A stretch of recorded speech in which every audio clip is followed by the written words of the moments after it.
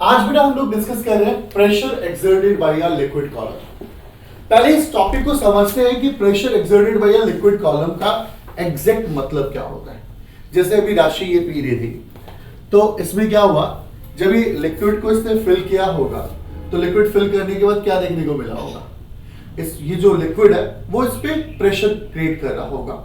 अगर जैसे हम पॉलिथीन में पानी डाल दें तो उसका साइज फैल जाता है और वो फटने को तैयार होता है। तो आज हम ये जानेंगे कि यार प्रेशर एग्जैक्टली किन किन टर्म्स पे डिपेंड भी कर रहा होता है। तो हमने क्या किया, एक कंटेनर लिया, एक लिक्विड कॉलम लिया, उसके अंदर लिक्विड को फिल कर दिया।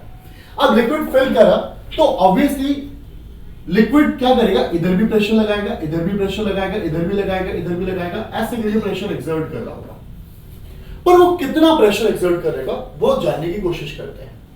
सबसे पहले हम सबको पता है कि प्रेशर जो होता है that will be a force upon the area, and force क्या है, फोर्स क्या है जो लिक्विड कॉलम एक्सर्ट कर रहा होगा, that will be mg, mass of liquid into a gravity. भाई एक कंटेनर में कितना लिक्विड फिल है ये भी तो डिपेंडेंट है, उसका मास कितना है ये भी तो डिपेंडेंट है। तो हमने कहा mass of the liquid into a gravity, that will be a force. अभी क्या m क्या बेटा, मास ऑफ लिक्विड है। अब एक बात बता मेरे बच्चा, हियर मास क्या होता है मेरा बच्चा, that will be a volume into density. ये लिक्विड की बात हो रही है। मास जो होता है वॉल्यूम इनटू डेंसिटी होता है, मास जो है वो वॉल्यूम इनटू डेंसिटी। अच्छा, वॉल्यूम का अगर हम बात करें तो वॉल्यूम को क्या हम एरिया इनटू में हाइट लिख सकते हैं, बिल्कुल लिख सकते हैं, एरिया इनटू हाइट। और डेंसिटी को हम डेंसिटी ही रहने देते हैं।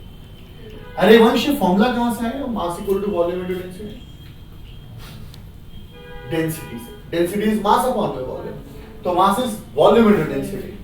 अब बच्चा मेरा एक सिंपल सी टर्म्स में एक बात बताएगा, मास ऑफ फ्लूइड या मास ऑफ जो भी आपने लिक्विड डाला हुआ है, एरिया को क्या मैं ए लिख सकता हूं, हाइट ऑफ द कंटेनर जितना आपने फिल किया है, लिक्विड कॉलम जितना फिल वो h हो गया, डेंसिटी रॉ हो गया।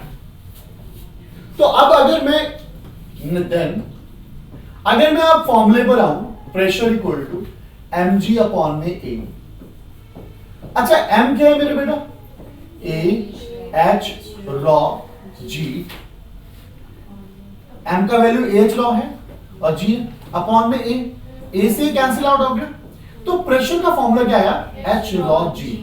यार इस फॉर्मूले से मुझे कुछ सीखने को मिला, इस फॉर्मूले से मुझे बहुत कुछ पता चल रहा है।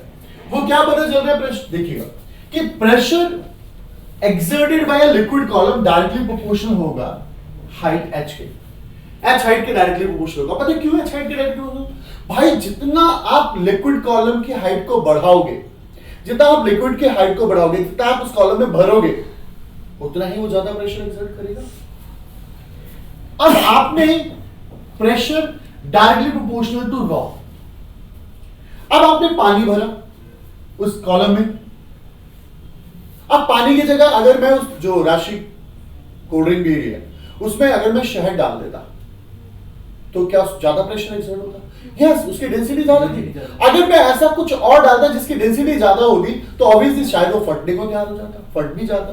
तो डेंसिटी पे भी डिपेंड करता है एंड ग्रेविटी पे भी डिपेंड करता है, ठीक है। चलो, बट सबसे इंपॉर्टेंट, सबसे की पॉइंट जो जानने वाली है, जो सबसे की पॉइंट है मेरा बच्चा, वो की पॉइंट है pressure does not depend on area.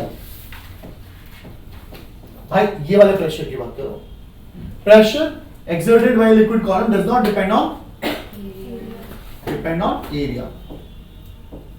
भाई एरिया पे डिपेंड ही नहीं है, एरिया से उसका कोई लेना देना नहीं है, उसका बस हाइट से लेना देना है, डेंसिटी से लेना देना है, और चलो ग्रेविटी तो कांस्टेंट है वहां पे एक जगह पे, तो इन दो टर्म्स पे वो डिपेंडेंट होता है। And this is all about the pressure exerted by liquid column.